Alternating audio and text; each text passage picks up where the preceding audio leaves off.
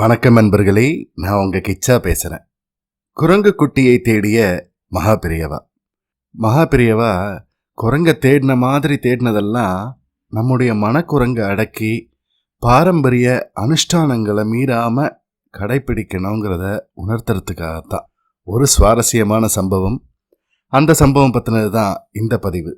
அந்த சம்பவம் பற்றி மேலும் நம்ம தெரிஞ்சுக்கிறதுக்கு முன்னால் நம்ம சேனலை இது வரைக்கும் சப்ஸ்கிரைப் பண்ணாதவங்க கண்டிப்பாக பெல் ஐகான் கிளிக் பண்ணுங்க, சப்ஸ்கிரைப் பண்ணுங்க.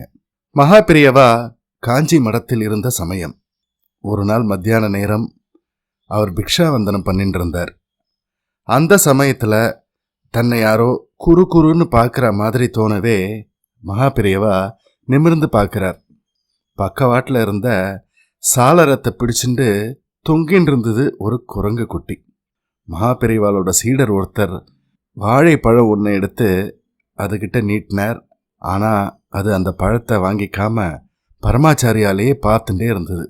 கொஞ்சம் அன்னத்தை எடுத்துட்டு வந்து அதுக்கு போடு அப்படின்னு மகாபெரியவா சொல்லவே அப்படியே செஞ்சார் சீடர். கொஞ்சமும் மிச்சம் வைக்காம அதை சாப்பிட்டுட்டு அங்கேருந்து ஓடிடுத்து குரங்கு. அன்னிலேருந்து தினமும் மகாபெரியவா பிக்ஷாவந்தனம் செய்கிற சமயத்தில் குரங்கு குட்டியும் தவறாமல் வந்து கொடுக்குற சாதத்தை சாப்பிட்டுட்டு போகிறத வழக்கமாக்கிடுத்து. நாலாவட்டத்தில் ஆச்சாரியா அந்த குரங்க கோவிந்தானே கூப்பிட ஆரம்பிச்சிட்டார். ஒரு நாள் அந்த குரங்கு சாப்பிட வரல. இப்போ வந்துடும் அப்போ வந்துடும் அப்படின்னு மகாபெரியவா காத்துன்னு இருந்தார். ஆனால் அந்த குரங்கு பக்கத்து தெருவில் இருந்த ஒரு வீட்டுக்குள்ளே நுழைஞ்சிருந்தது. அதை கவனிக்காம அந்த வீட்டுக்கு சொந்தக்காரர் கதவை பூட்டிவிட்டார். அந்த விஷயம் அவர் உட்பட யாருக்குமே தெரியாது. கதவை பூட்டினவர் நேராக எங்கே வந்தார் தெரியுமா? மகாபெரியவாளை தரிசனம் பண்ணுறதுக்கு மடத்துக்கு தான் வந்தார். புதுசாக ஒரு மனையை வாங்கியிருந்த அவர் அந்த மனையோட பத்திரத்தை பரமாச்சாரியா திருவடியில் வச்சு ஆசீர்வாதம் வாங்கிட்டு போகணுன்றதுக்காக வந்திருந்தார். கையில் பத்திரம் இருந்த மஞ்சப்பையோடு வந்தார். மடத்துக்குள்ளே நுழைஞ்சதும் பத்திரத்தை எடுக்கிறதுக்காக கையை பைக்குள்ளே விட்டார். ஆனால் பத்திரம் பையிலே இல்லை. தேல் கொட்டினாப்புல திகைச்சு போனார் அவர்.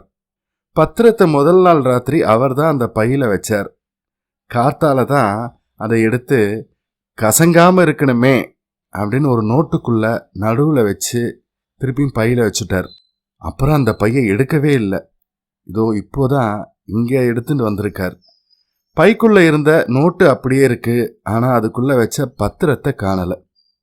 வந்தவர் தவிச்சுண்டும் பதறிண்டும் தேடினதுல பலருக்கும் விஷயம் தெரிஞ்சு எல்லாரும் உச்சிக்கொட்ட ஆரம்பிச்ச சமயத்துல தான் அந்த குரல் கேட்டது. எல்லாரும் அங்க என்ன பண்றேன்? நான் இங்க குரங்க தேடின்ட்டுனா இருக்கேன். நீங்கெல்லாம் அவரோட பத்திரத்தை காணும்னு தேடின்னு இருக்கேலாக்கும். அந்த குரலோட கம்பீரமே மகாபெரியவா தான். இதை உணர்ந்த எல்லோரும் சட்டுன்னு திரும்பி பரமாச்சாரியால பார்த்தா. பத்திரம் உன்னோட அகத்துல தான் பத்திரமா இருக்கு. நீ பதட்டப்படாம போய் கதவை திறந்து தேடு. நீ தேடுறதும் கிடைக்கும். பரமாச்சாரியா சொல்லவும் அவசர அவசரமா வீட்டுக்கு ஓடினார் அந்த ஆசாமி. அங்க போய் வீட்டு கதவை திறந்ததும் உள்ளே இருந்த குரங்கு அதுக்காகவே காத்துட்டு இருந்த மாதிரி ஒரே தாவி ஓடித்து. அதோட கையில வீட்டு மனையோட பத்திரம் இருந்தது. வீட்டுக்குள்ளேயே இருந்து எகிரி குதிச்சு வந்த குரங்க பார்த்து பயந்து பதறி போனவர் அது கையில பத்திரம் இருக்கிறத பார்த்ததும் இன்னும் அதிகமா பதறி போனார். தாவி ஓடின குரங்குக்கு ஈடு கொடுக்க முடியாம பிடின்னு அலறிண்டே ஓடினார். அங்கே இங்கேன்னு தாவின குரங்கு நேரா மடத்துக்கு வந்து வழக்கம் போல சாளரத்தை பிடிச்சுட்டு தொங்கித்து. கோவிந்தா வந்துட்டியா அப்படின்னு கேட்டார் மகாபெரியவா. அதுக்கு சாதமும் வைக்க சொன்னார். தான் கையில் இருந்த பத்திரத்தை அங்கே இருந்த மேடையில் பத்திரமா வச்சுட்டு அன்னத்தை அழகா சாப்பிட்டுட்டு தாவி ஓடிடுத்து குரங்கு. பத்திரம்னு பதறிண்டு வந்தவர்கிட்ட இதோ குரங்கும் பத்திரமா இருக்கு, உன்னோட பத்திரமும் பத்திரமா இருக்கு, பத்திரத்தை எடுத்துட்டு போய் பத்திரமா வச்சுக்கோ அப்படின்னு மெல்லிய புன்னகையோட பரமாச்சாரியா சொல்ல ஆச்சாரியோட ஹாஸ்யத்தை நினைச்சு சிரிச்சா அங்க இருந்தவா எல்லோரும். அப்போ மிருகங்களுக்கெல்லாம் கூட ஒரு ஒழுங்கு இருக்கு.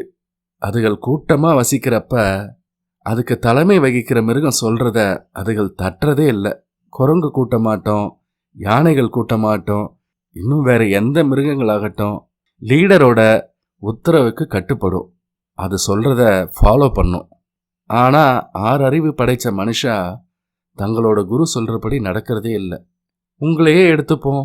என்னை பார்த்து நீங்கள்லாம் ஆச்சாரியா பெரியவான்லாம் சொல்றேல், ஆனா நான் சொல்றதையெல்லாம் ஃபாலோ பண்றேலா? கிடையாது அப்படின்னு சொன்ன மகா பெரியவா ஒரு நிமிடம் நிறுத்த, அங்கே இருந்தவா எல்லோரும், பெரியவா நீங்க என்ன உத்தரவு போட்டாலும் செய்யறோம் அப்படின்னு ஒருமித்த குரல்ல சொன்னான். நான் சொல்றது ஒன்னே ஒண்ணுதான், அவ ஆச்சார நியம நிஷ்டைகளை ஸ்ரத்தையா பண்ணுங்கோ. அப்படி பெருசா எதுவும் அனுஷ்டானம் எல்லாம் பண்ண முடியலனாலும் கார்த்தால 2 நிமிஷம் ராமா ராமான்னு, சாயந்தரம் 2 நிமிஷம் சிவா சிவான்னு சொல்லுங்கோ. அது போதும். நாடும் சுபிட்சமா இருக்கும், வீடும் சுபிட்சமா இருக்கும் என்று சொல்லி முடித்தார் மகா பெரியவா. மகா பெரியவா குரங்கை தேடுற மாதிரி தேடினதெல்லாம் நம்முடைய மனக்குரங்கை அடக்கி பாரம்பரிய அனுஷ்டானங்களை மீறாம கடைப்பிடிக்கணுங்கிறத உணர்த்தத்தான்னு புரிஞ்சுண்டா அங்க இருந்த எல்லாரும்.